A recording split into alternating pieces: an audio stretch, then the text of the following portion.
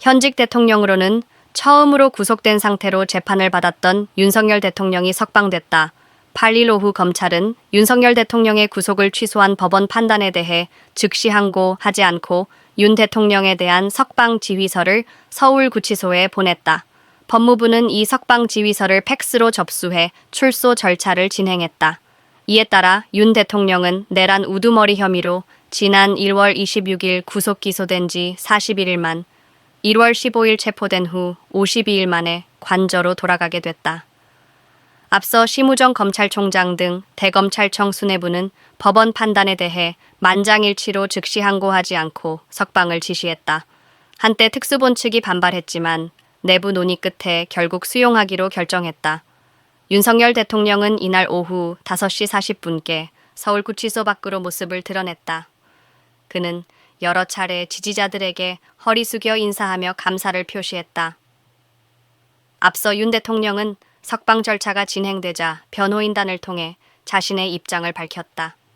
그는 먼저 불법을 바로잡아준 중앙지법재판부의 용기와 결단에 감사드린다며 그동안 추운 날씨에도 불구하고 응원을 보내주신 많은 국민들 그리고 우리 미래세대 여러분께 깊이 감사드린다고 했다.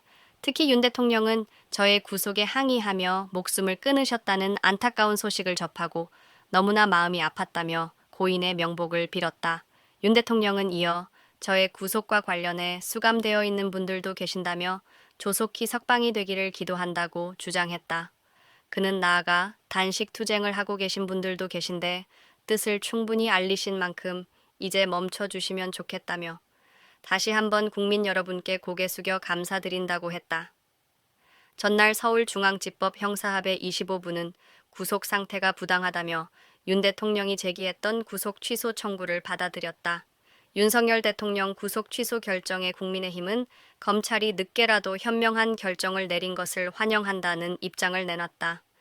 신동욱 수석 대변인은 이날 논평에서 공수처의 불법 수사로 시작된 대통령에 대한 체포와 구속 과정이 정당한 법치를 무너뜨리려는 불온한 시도였다는 점이 다시 확인됐다며 수사권이 없는 공수처가 영장 쇼핑을 통해 대통령을 불법 체포하고 구속한 일은 대한민국 헌정사의 오점으로 남을 것이라고 밝혔다.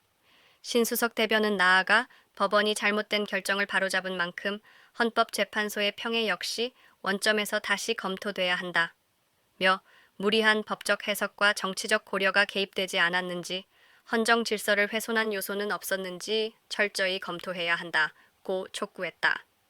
반면 더불어민주당 검찰이 윤 대통령에 대한 법원의 구속 취소 결정을 받아들인 데 대해 내란 수괴의 졸개를 다처한 검찰이 대한민국과 국민을 위기에 빠뜨렸다고 비난했다.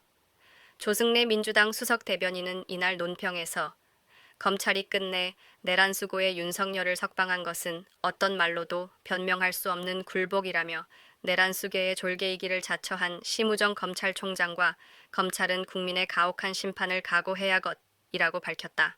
그는 윤석열의 행태 또한 가관이라며 차량에 탑승해 지지자들에게 주먹을 불끈 쥐는 등 개선 장군 같은 모습을 보였고 이는 자신이 여전히 내란 우두머리 혐의로 기소된 피의자임을 부정하는 파렴치한 태도라고 했다.